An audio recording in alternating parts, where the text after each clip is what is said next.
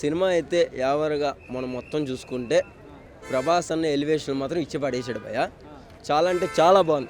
అంటే ఒక ఫ్యాను ప్రభాస్ అన్నని ఎలా తెర మీద చూడాలి అనుకుంటాడో అలా చూపించాడు భయ్య డైరెక్టర్. ఆ ఫ్రెండ్ బౌండింగ్ ఏదైతే ఉందో అది మాత్రం హైలైట్. ప్రతి ఒక్కళ్ళు కూడా చూడొచ్చు సినిమాని. కాకపోతే ఆ థియేటర్లో ఎంతైతే టికెట్ ఉందో అంత పెట్టి కొనుక్కోండి, ఆన్లైన్లో చూపించిన రేటుకే కొనుక్కోండి. బ్లాక్లో కొనుక్కొని మాత్రం ఈ సినిమాకి మాత్రం రామాకండి. అంత అయితే లేదు. ఫస్ట్ హాఫ్ అంతా డౌను. ఆ హీరోయిన్ని సినిమాలో ఎందుకు పెట్టారా అనిపించింది భయ్య. అది అంటే ఒక సీన్ ఉంటుంది భయ్య. తిను వెళ్ళి ఒక యుద్ధం చేసేటప్పుడు ఆ పర్సన్ ఎవరైతే ఉన్నాడో అక్కడికి వెళ్ళి మాట్లాడేటప్పుడు కరెంటు పట్టుకుంటాడు. ఎవరో ప్రభాస్. అంటే చిన్నప్పుడు ప్రభాస్ క్యారెక్టర్ అన్నమాట.